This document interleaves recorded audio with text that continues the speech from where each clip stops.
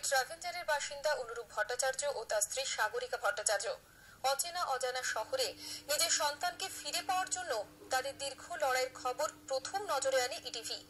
লড়াইয়ের জমি শক্ত করতে তারা এবার পাশে পেয়েছেন নরওয়েতে ভারতীয় দূতাবাসকে।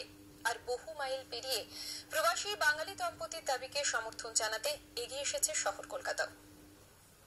আমি ইটিভি বাংলাকে সার্বিকভাবে ধন্যবাদ, অসংখ্য ধন্যবাদ জানাতে চাই যে ওনারা প্রথম এই খবরটা তাদের চ্যানেলে দেখিয়েছেন এবং তারপর থেকে দেখানোর পর থেকে এই জিনিসটা এত বিস্তারভাবে আমাদের জনসমর্থন পেয়েছে।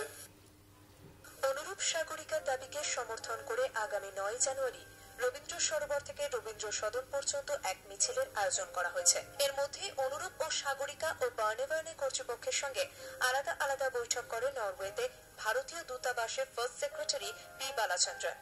বার্নেভার্নে পি বালাচন্দ্রনকে 5টি শর্ত দেয়। এর মধ্যে সন্তানকে 18 বছর পর্যন্ত বার্নেভার্নের কাছে রাখার মতো কিছু নির্মম শর্তও রয়েছে। ফলে 3টে শর্ত কিছুতেই মেনে নেয়নি ভারতীয় প্রশাসন। এদিকে মার্চে শেষ হয়ে যাচ্ছে অনুরূপ সাগরিকাদের ভিসার মেয়াদ, শেষ হচ্ছে অভিজ্ঞান ঐশ্বর্যর ভিসার মেয়াদও।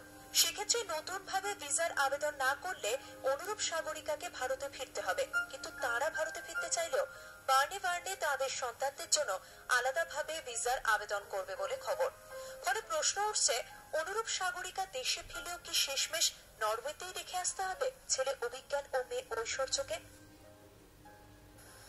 আমি ইন্ডিয়ান গভর্নমেন্টের কাছে এবং মমতাদির কাছে এটাই জানাচ্ছি যে যত তাড়াতাড়ি সম্ভব আমাদের ছেলে মেয়েকে আমাদের কোলে ফিরিয়ে দেওয়া হোক।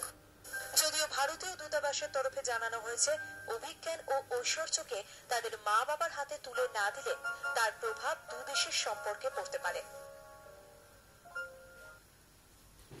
চলে আসছে পরের খবরে।